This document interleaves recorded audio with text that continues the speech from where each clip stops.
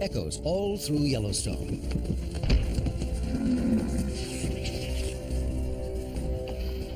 In the cauldron of this wilderness, the grizzly has the most to lose. Will wolves be the new masters of Yellowstone? Or can the grizzly keep its kingdom and emerge the victor here?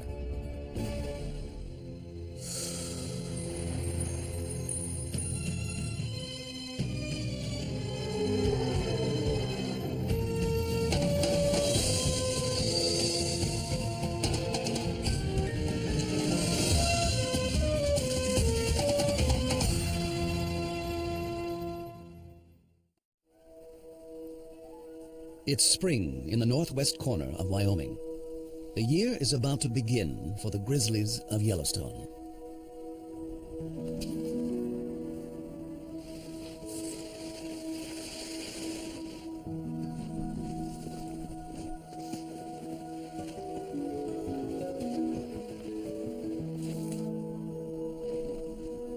By early March, bears begin to emerge from their long winter's nap.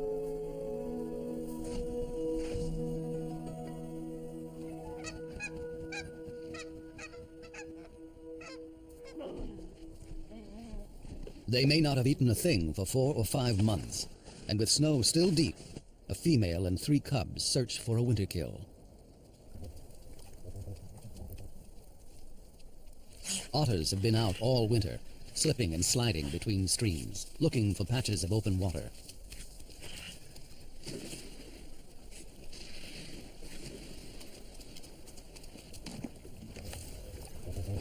They are kept under close watch by a coyote. He's on a constant search for food.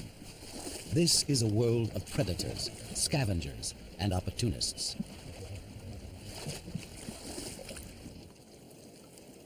In the thawing surface layer of ice, the grizzlies find a strange windfall. Entombed in the ice all winter, frozen fish are the first banquet of the year for the bears.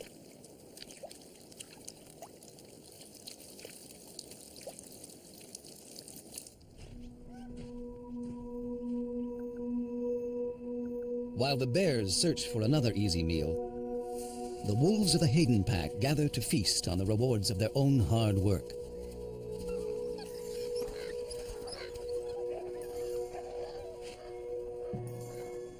But a bold young bear has found their carcass, and a grizzly is accustomed to taking what he wants.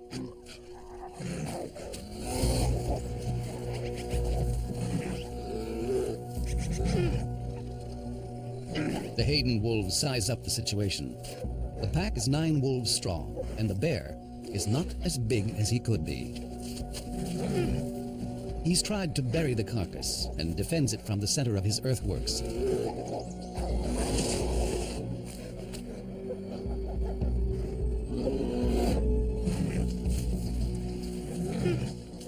It's his strength against their speed, but the wolves seem to think they can take him.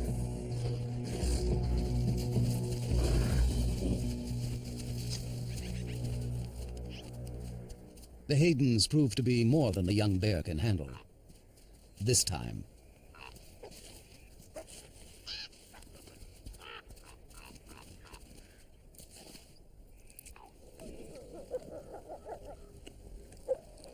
Bears or wolves, it makes no difference to the ravens.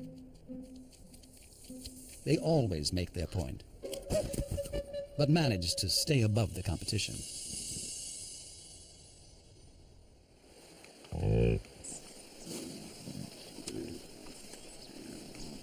Bison will face both wolves and bears over the course of their lives, but the first challenge for newborn calves is just keeping up with their mothers. They're on their way to summer pastures, and for the calves, it's sink or swim.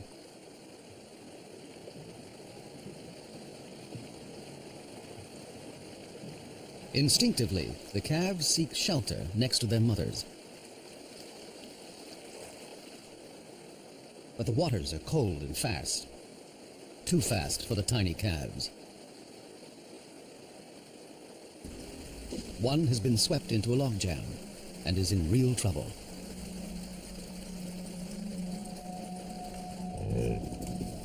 His mother has suddenly realized what's happening.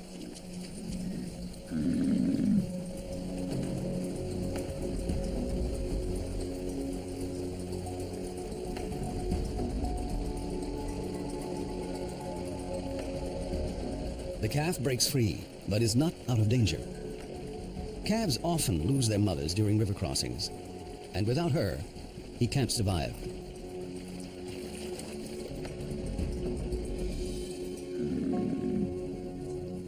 This calf is a lucky one. He's safe, though utterly exhausted.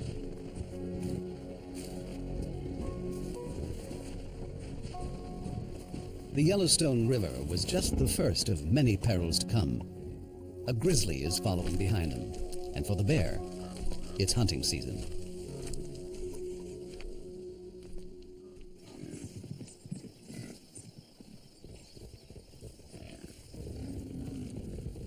Yellowstone's 3,500 bison are the largest free-ranging bison herd in the world.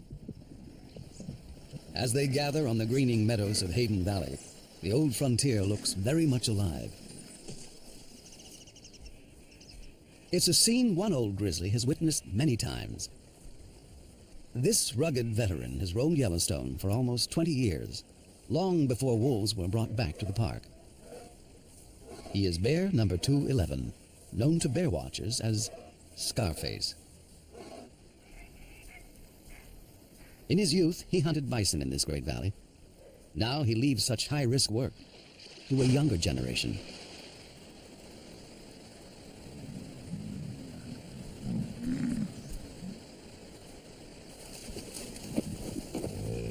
The bear has no advantage of surprise, yet he suddenly swings into action.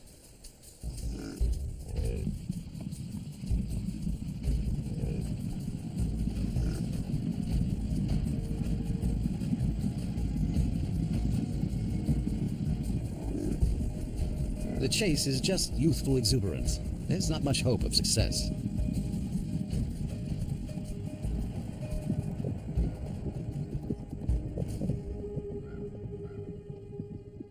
The bear will need a better strategy. But a truly devious plan is a coyote's specialty. He's so small, no one takes him seriously. He tests a calf. This one's big and strong.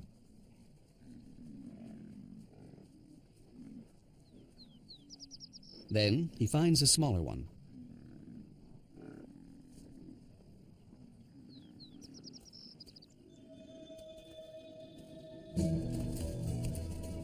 He pretends to play, but this is no game. If the coyote can coax the calf off by itself, he has every intention of killing it. One bite could cripple the calf.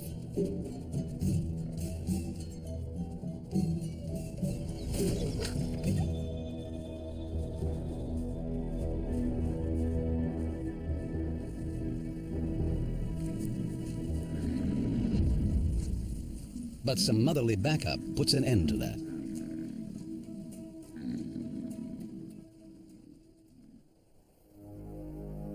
Another grizzly is on the calving grounds, and this one has perfected his craft.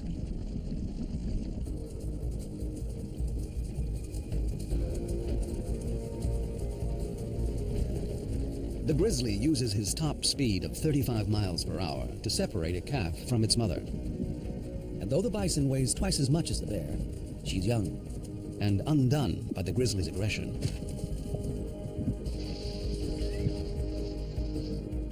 She hesitates, and her calf is lost.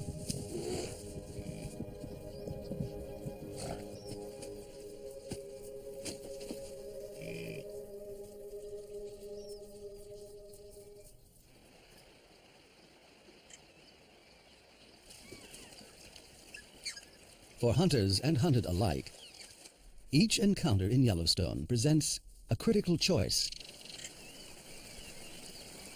What is brave one moment is foolish the next. To fight or to flee, all of life hangs on the decision.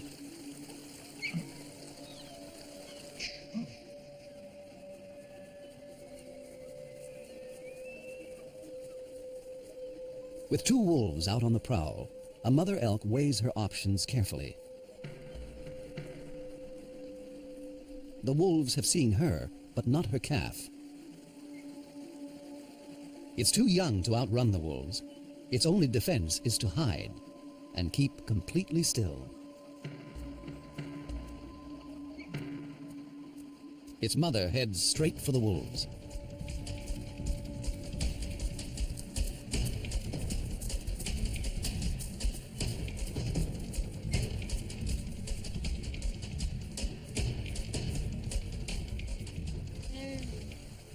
Her purpose is to distract them, to keep their attention entirely on her.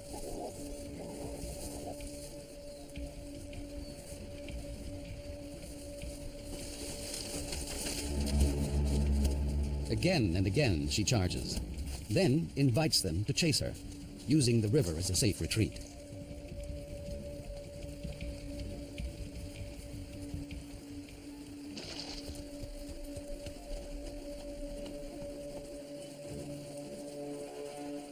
She can play this game against 2 wolves. She would never attempt this with an entire wolf pack.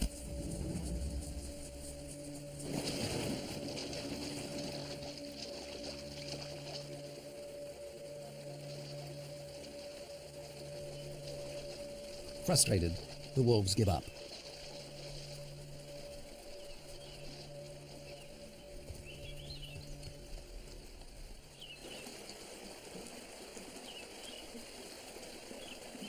The calf owes its life to the tactics and the courage of its mother.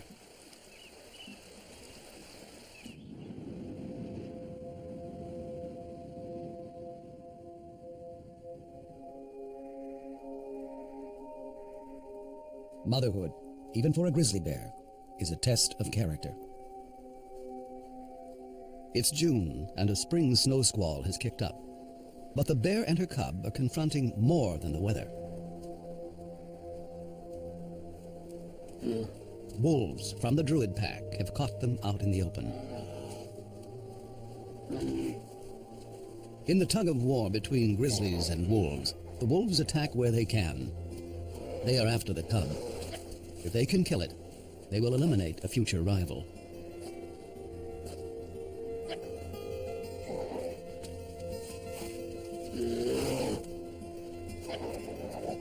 She's not a big bear, but she stands her ground. The wolves won't risk an injury.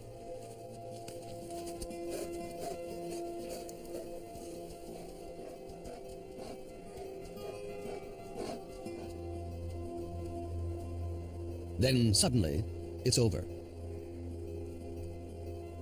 The wolves make a decision, and the bears are free to go.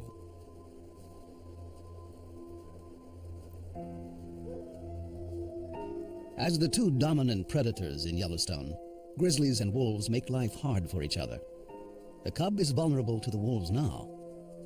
If he survives to become a really big bear, the tables will turn. But he will be a cub for a long time yet, and growing up is a full-time job.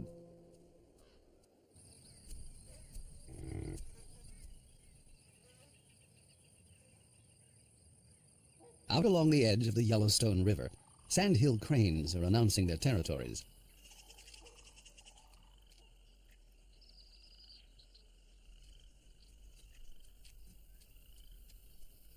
Now it's the bear's turn to cause trouble.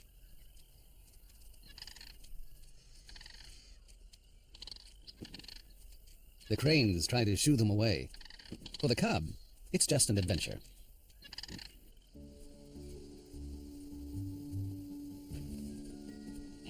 Things are even more interesting with a brother or sister.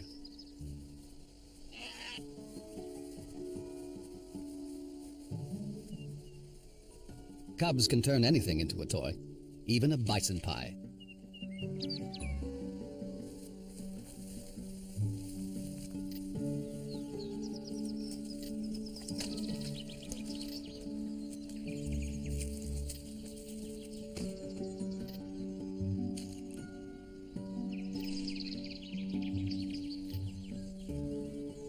Every game lets them discover what they can do, and their mother is always there to supervise.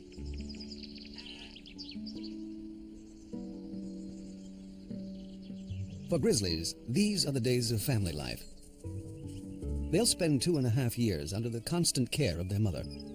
Then the cubs will be big enough to go their separate ways and travel through Yellowstone alone. Until then, she is everything they need.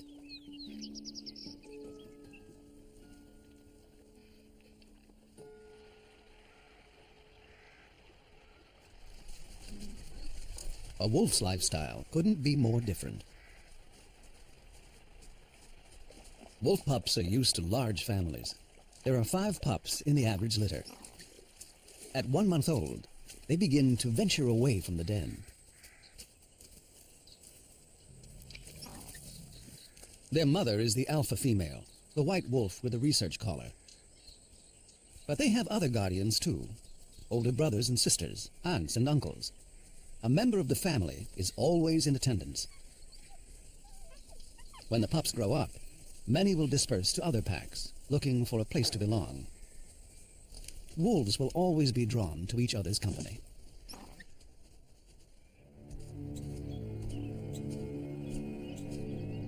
A grizzly ambles along a trail on his solitary way above the den.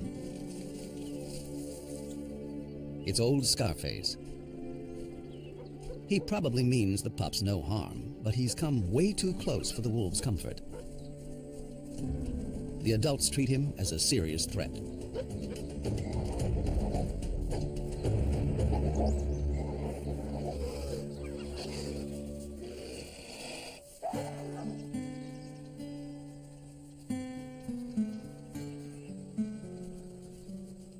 It's the pups' first encounter with a bear, and their elders have shown them something valuable.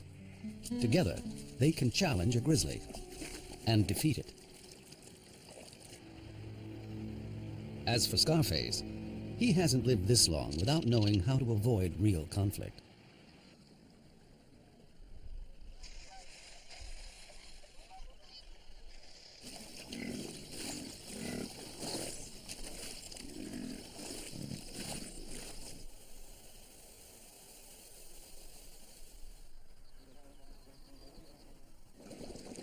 By the end of June, the high country is bright with color.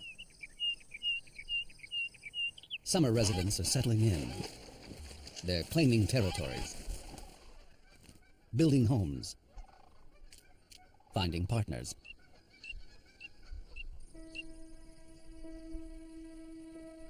Even grizzlies get caught up in the social scene. It's the mating season. A courting couple could be mistaken for youngsters playing. But for grizzlies, this is romance.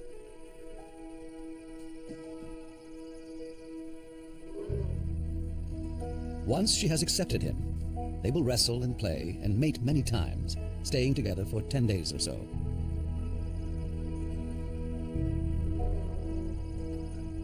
But their devotion will be fleeting. Enduring bonds are not in their nature. Yet, while it lasts, they share a moment of tenderness grizzlies seldom display.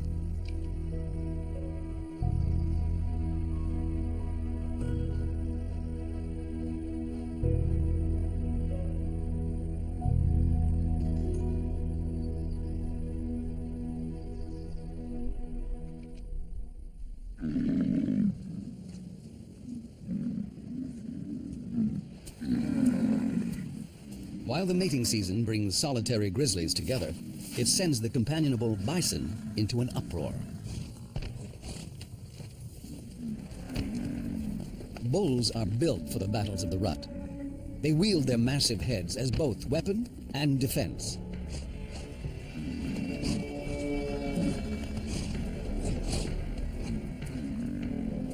They must protect their own bodies as they twist and turn, pressing for an advantage.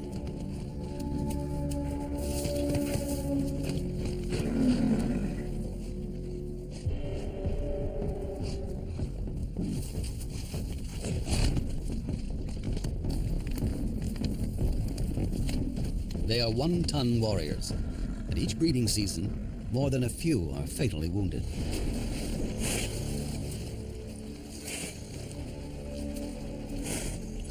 This young bull must have taken on more than his match and has suffered a head injury.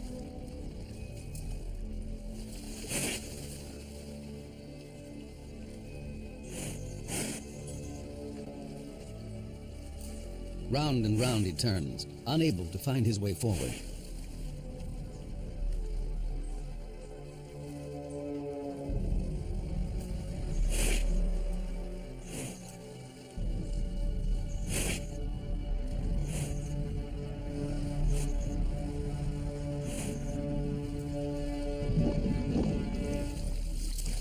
Then, remarkably, he makes it to solid ground.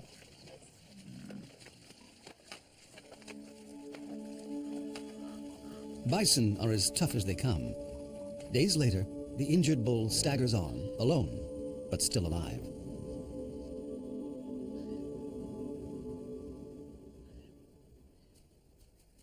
When a bison does go down in combat, a grizzly wins. It's one of the rare carcasses not supplied by wolves. A bear this size would take a lot for wolves to run off. That's a job for another grizzly.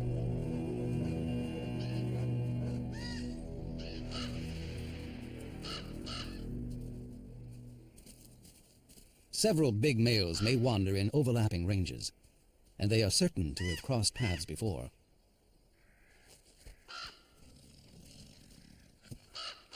They both look intimidating to our eyes, but the bears are keenly aware of each other's strengths and weaknesses.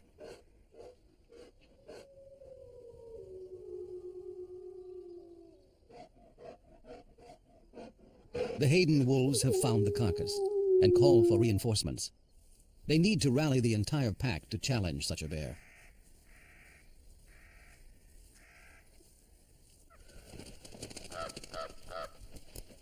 Ravens also call each other in. They're often the first to spot a carcass, but they wait for someone else to break it open.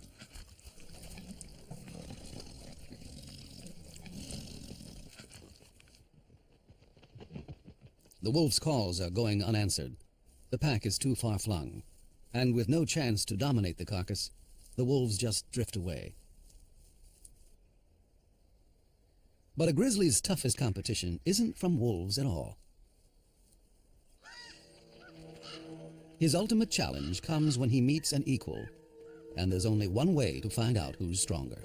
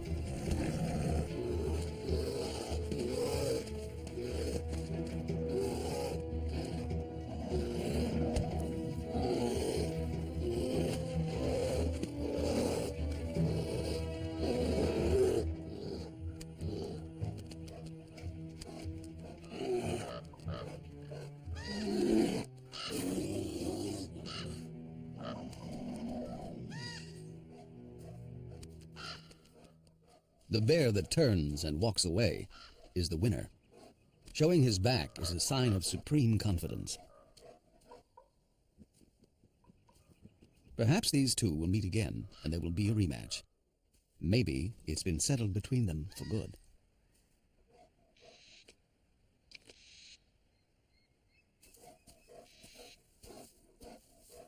For the grizzlies, this year's battle for Yellowstone is coming to a close.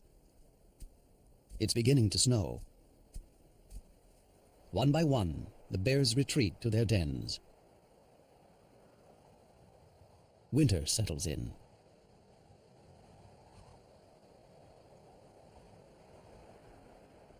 Snow brings elk down from the high country to wintering grounds in the valleys. And wherever the elk go, the wolves follow. Winter is the season when wolves are riding high.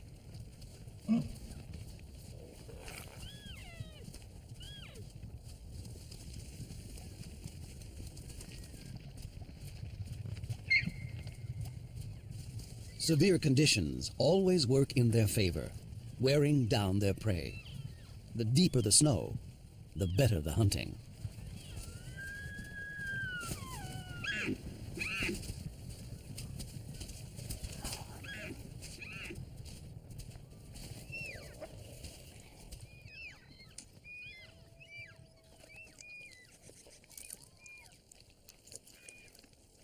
No bears will contest the carcass, but many other scavengers gather at the feast.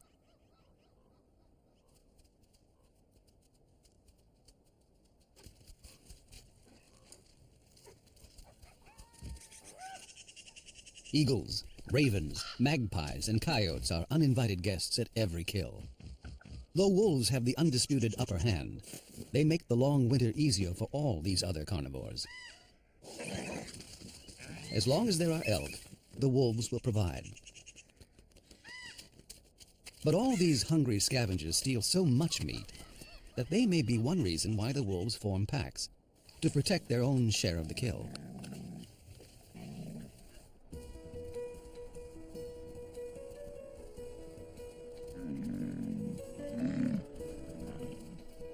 Come February, wolves go visiting pack to pack. Now is their season for courting and mating. If a stranger comes calling, yearling females and pups come out to greet him.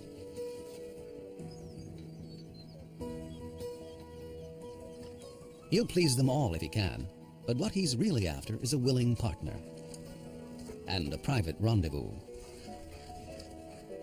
Yet even the most intimate moment often requires the pack's approval.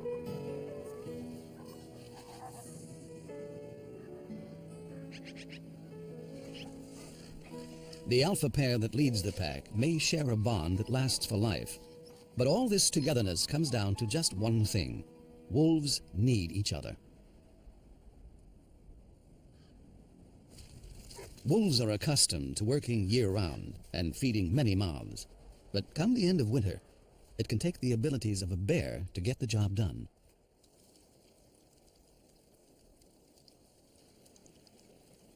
As ice begins to thaw, a frozen pond becomes treacherous, solid one moment, soft the next. A wolf has discovered its most recent victim. The wolves weigh about 100 pounds and cannot trust the ice to hold them. They can see the carcass and would take the handout, but it just isn't worth the risk. As the pond continues to freeze and thaw, coyotes venture onto the ice. At 30 pounds, they are light enough to cross it, but not strong enough to move the carcass.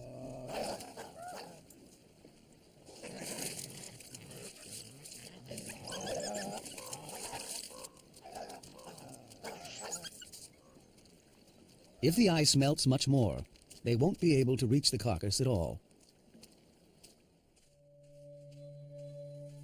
For once, a grizzly, fresh from his den, arrives as something of a hero.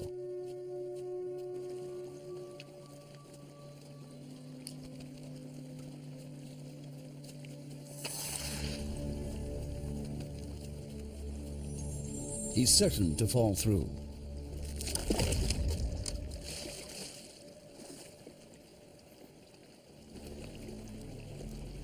But his massive strength will come to the rescue.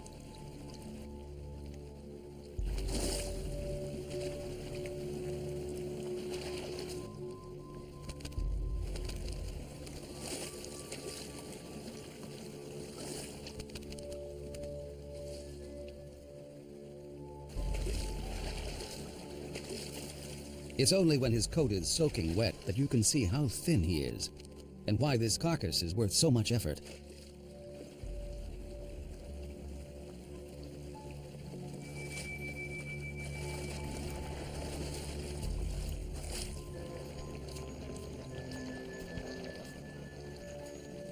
As the bear reaches shore with the prize, even the ravens can appreciate his labors. And there'll be bones for the coyotes after all.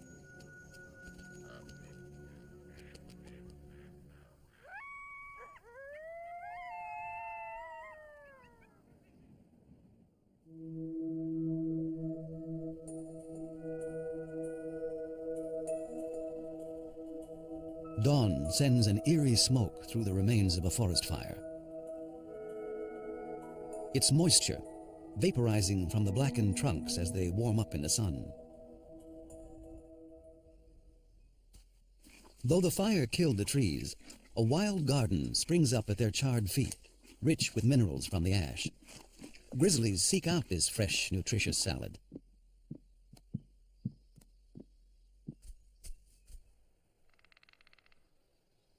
A great gray owl dozes at the edge of the burn. He's been up all night hunting. But a robin has a nest nearby. In Yellowstone, conflicts can flare up in any corner. Until the owl leaves, there'll be no rest for either of them.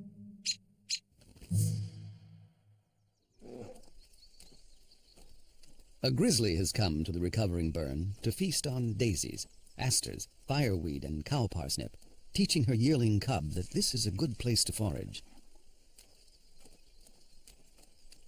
A cub has to learn a great variety of plants and where to find them, at what time of year. And while one cub studies this lesson, another follows its mother onto the calving grounds of the elk. Grizzlies aren't full-time predators like the wolves, but they take their toll of elk calves each spring. The bear moves through the grass with a purpose. She relies on her nose, testing the air and searching the ground for the scent of elk. It's all her tiny cub can do to keep up.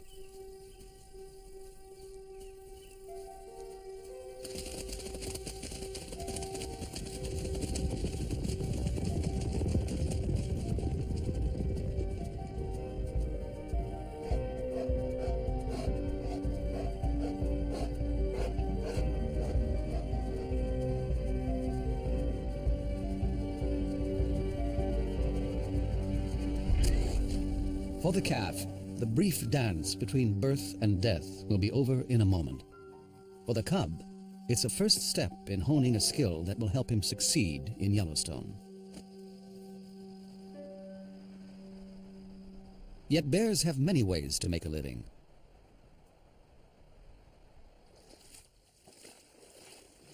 Wolves must hunt to survive. But a grizzly's life is full of choice. Old Scarface may no longer be able to chase down elk, but he has managed to catch a fish. And as he wanders his range, there will be mushrooms and dandelions, ants and earthworms, biscuit root and berries to harvest. The grizzly needs a kingdom vast and varied and complex. He needs all of Yellowstone.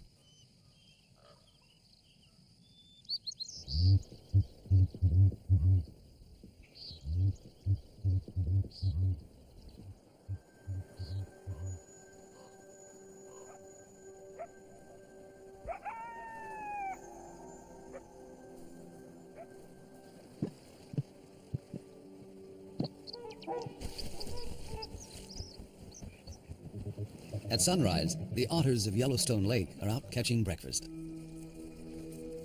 The coyote is quick to seize his chance.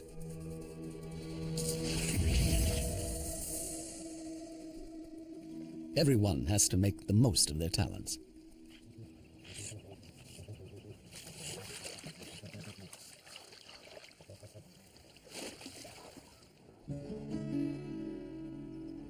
In this cauldron of competition and conflict, a grizzly sometimes gets to relax.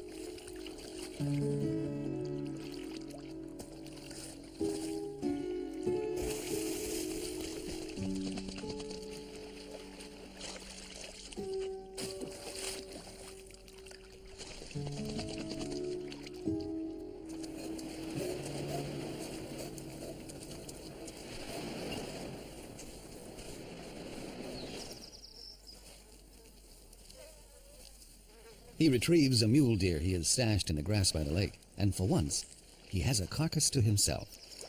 Well, almost.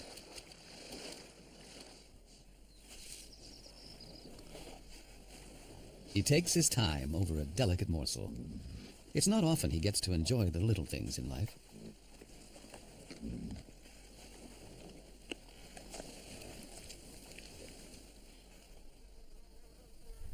After lunch, a nap.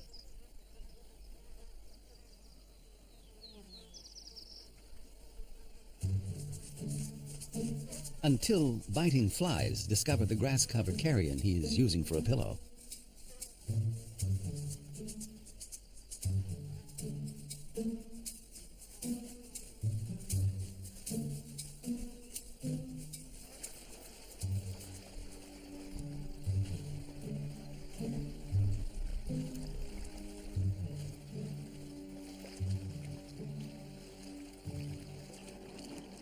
He retreats to the cool waters for some sweet relief.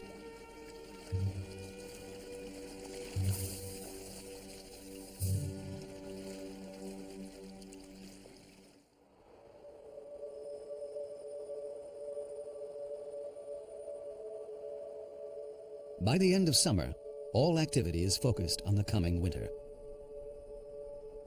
Grizzlies head up high for the most important harvest of the year.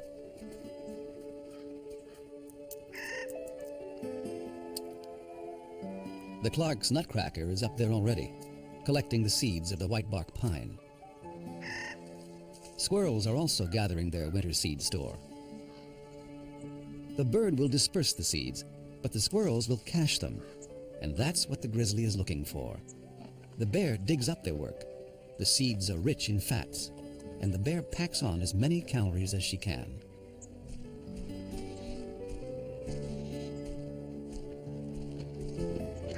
These seeds are crucial to grizzlies, but the cones don't fall to the ground. Grizzlies often rely on someone else to climb up and harvest them.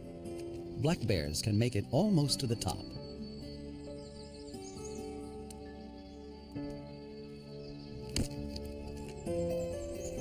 They will bring the branches and cones to the ground and in reach of the grizzly.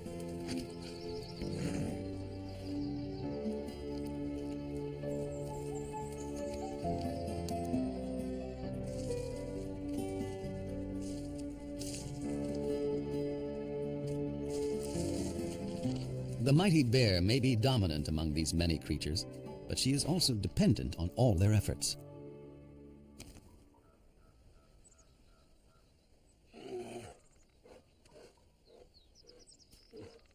In this tale of two predators, each succeeds according to its nature. This enormous male is waiting on the wolves. He's staked out in the territory of the Molly's pack. And here they come, right on schedule.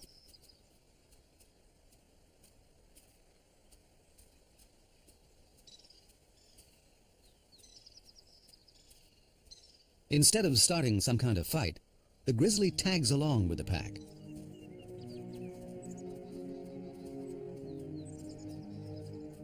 The bear is huge.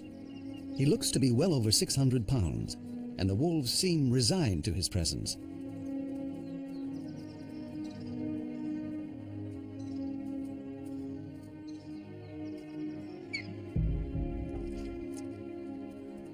The wolves attend to their task.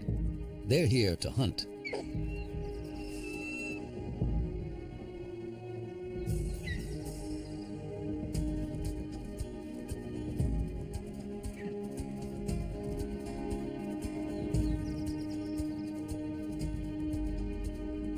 The bear lets them go. He's in no hurry.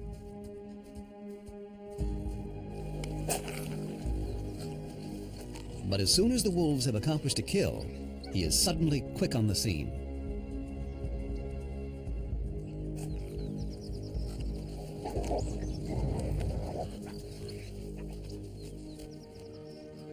This is the way of things in Yellowstone. A wolf pack working together is the greatest predator there is. But even the Mollies, 14 wolves strong, know to step aside for one big bear. A grizzly in his prime is the master here. He makes the most of others' skills and takes from them all in turn. The wolves must simply bide their time and wait for him to leave.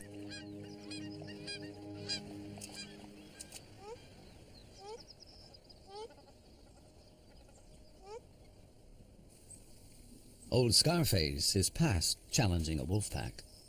He's up in the whitebark pine forest, where it's already starting to snow.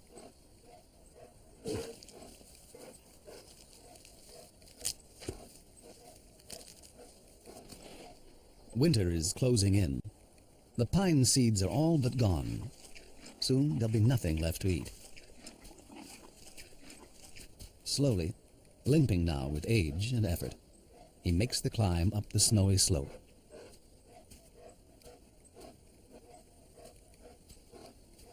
His den and a long winter's rest are waiting.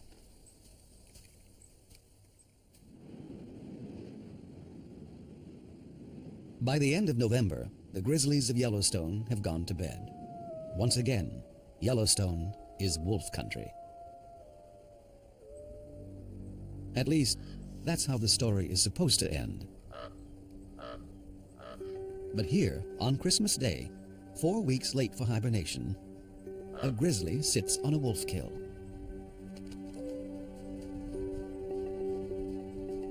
Is this the start of something new?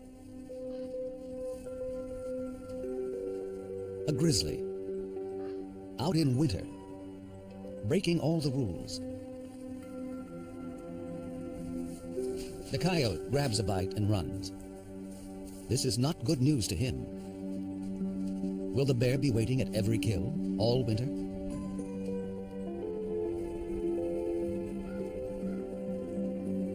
The bear is wide awake and appears to enjoy being out past his bedtime.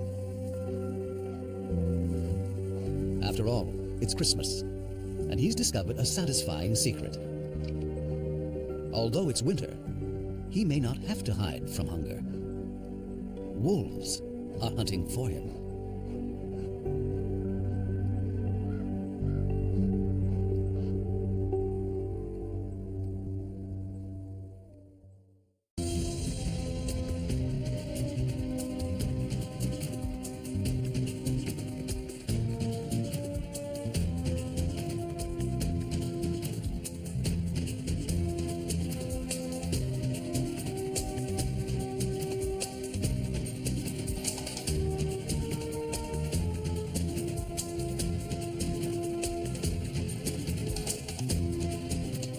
To learn more about what you've seen on this nature program, visit pbs.org.